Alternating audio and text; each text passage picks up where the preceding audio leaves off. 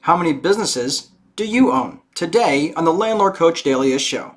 5, 4, 3, 2, 1, 0, ignition, liftoff.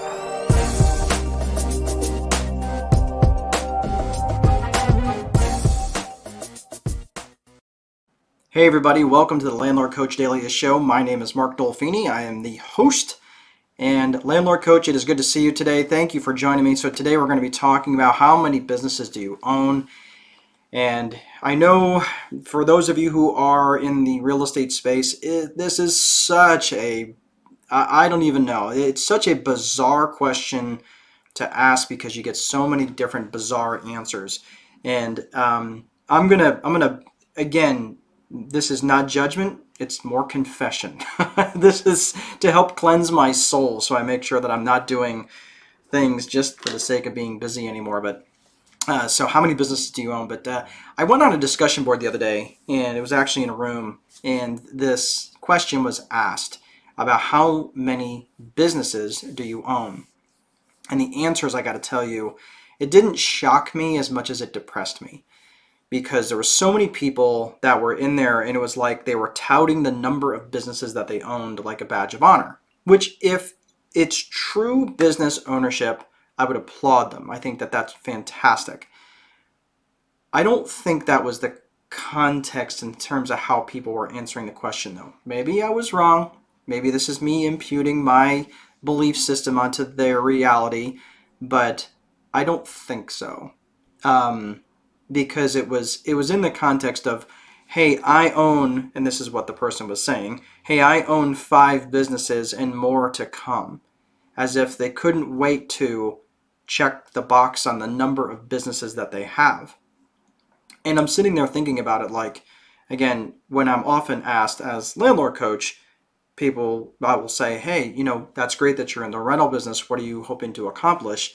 And almost invariably the answer comes back as, well, I want 100 rental units, or I want 50 rental units. Again, it's always some multiple of 25, whatever it is. And I say, oh, you want 50 rental units. Okay, 49 wouldn't get you to where 49 wouldn't work for you? And they go, oh, well, yeah, 49 would work. Okay. 46 wouldn't work? Right? Like, well, so that tells me when they come up with a 50 or, again, multiple of 25, whatever that is about, that they really haven't thought it through in terms of the number of rental units, except that they're confusing the number of rental units with the life output that they think that will buy them. And that's what made me think about this, the way that people are answering the question about, hey, I've got this number of businesses, I can't wait to buy more businesses, right? I'm thinking, well, wouldn't a couple, maybe 2 businesses that were making, I don't know, 100 grand a month each, wouldn't that be better than having 5 businesses that made 20 grand a month each, or, whatever the math is, if the math was similar. Or, so say you have 5 businesses making 40 grand a month versus 2 businesses that were making 100 grand. I mean, I'm trying to think, like, why would you want, if you're getting 200 grand a month coming in, what's the difference if it's between 2 or 5 or, 10 different businesses? Why would you want that level of complexity in your life? And it's funny because I always hear, well, diversity. And I know I've talked about this in the past about, diversification is for people who don't really understand what they're doing. And I didn't say that. Warren Buffett said that. And I think that there's definitely some truth to that. And again, I always hear, well, look at Richard Branson. This guy, he's a zillionaire, and he owns, the color yellow, and and many, many very successful, companies, the Virgin Atlantic brand, and airlines, and spaceships, and all this other stuff, right? But I think there's a fundamental difference where, I'm looking at the people who are in this room. And again, this is some judgment. I will absolutely admit that there was some, infusion of what my belief system was, but only because I had come from that. I had come from the idea that I needed to be involved in as many different businesses as possible, because millionaires have, on average, they have 6 to 7 different multiple, revenue streams coming in and that sort of thing. But the formula of start a business, build out the systems, hire employees or outsource the activities, right, that are needed, step aside, and then monitor, right? So again, when you're starting the business, you should build out the systems, hire someone or outsource what work needs to be done, step aside, and then monitor. And then if you really want to go to the, to the level of true investor where you're not even monitoring or managing it, you actually hire someone else to monitor or manage it, right? So then you're really truly an investor. And I thought, yeah, that's not the way I started most of my businesses. Let me tell you how I started most of my businesses. Started a business, did everything myself, worked like crazy, started another business, not even, I still basically had this other thing going on. So started another business in the name of diversification, if you can see my air quotes. Repeat until you're working like a crazy person 18 to 20 hours a day. And then make sure you tell everybody how much you hustle. That's a critical component to that formula. That's what I did. I mean, again, this isn't judgment as much as it's confession. But, I don't want to work that hard anymore, right? I'm closing in on 50 here in a few years. And, when I was doing, I'm just thinking back really quickly, I was trading stocks. I was learning about options and futures and all that other stuff too, which is a different bird. I was flipping houses. I was buying houses. And if you're telling me that the skill set for buying houses and being an owner operator of rental properties, if you don't think those are two different skill sets, let's have a conversation, because I will tell you that all day long. Yes, they're related, but they're two different skill sets. So I was, again, stock trader. We'll just say stock trader, okay? House flipper, house buyer, okay? Then I was a rental property operator. I was a handyman. I did a handyman service not only for my stuff, but I did it for other people as well. Not to mention, at the time, I was still working another job, whatever that job was at the time. And, I was still, working in and out of, in accounting functions and things like that. And I want you to guess at which one of those five, plus the job, the actual job that I was working, which one of them was I best at? Well, at the time, none of them. Because I was so absolutely unfocused on anything. I couldn't be focused on anything at all. I mean, I was focused on everything. I was trying to chase too many rabbits, so I ended up catching none. So, I'd get this business up and running and doing well for a minute, and then I'd get distracted and, have to go do this business because this business is starting to falter and this business is on fire. So I'd have to run over here and get that going. And meanwhile, I'm focused on this. This one that was running great is now didn't get my attention. So now I have to go back there.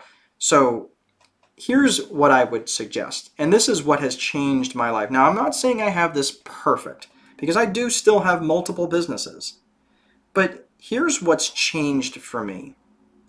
Is just the concept of managing by metric.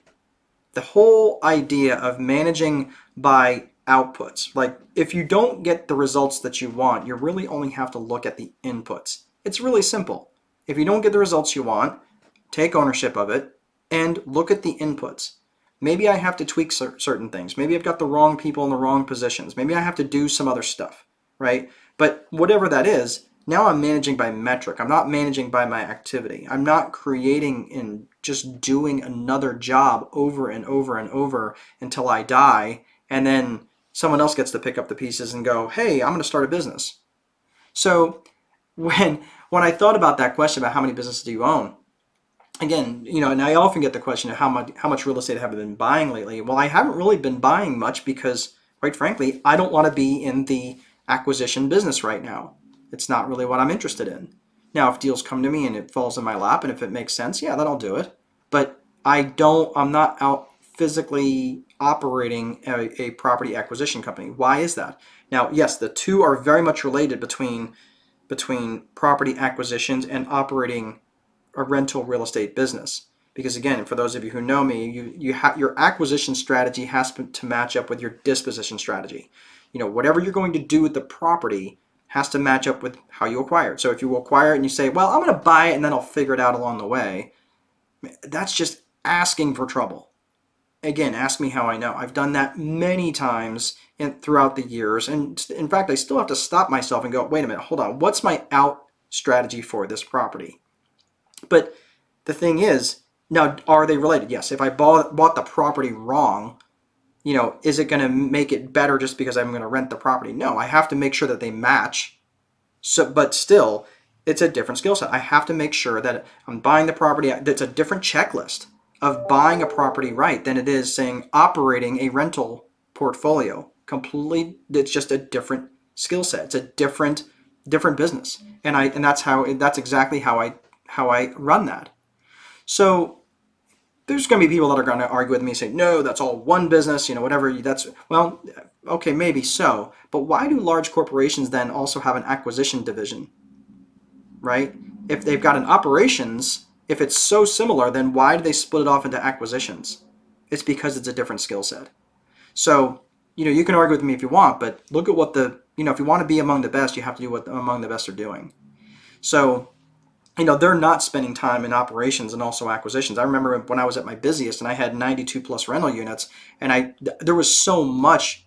I mean, yeah, I wanted to grow, even though I was stuck on stupid. I had 92 rental units at the time, and I still wanted to grow, but there's no way I could have grown because I was so bound operationally.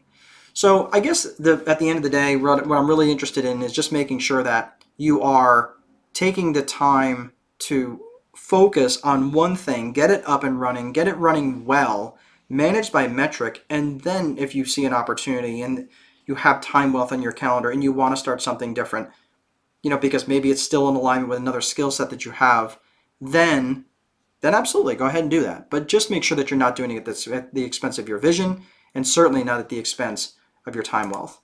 And that is all I have for today. I am going to go ahead and close this down, and in spite of the rain, I think our oldest is still going to be playing baseball today. I hope to God I'm not standing in the rain today. If you want to go ahead and get a copy of the free copy, all I ask you to do is cover shipping of the Time Wealthy Investor 2.0. Just go over to landlordcoach.com/videos, and you can get some free downloads there and stuff like that as well. And that's all I have. So please be sure to place a value on your free time, because if you don't, someone else will. But most important, there is no amount of money that will make time irrelevant. Have a great rest of your day, and I will see you guys next time.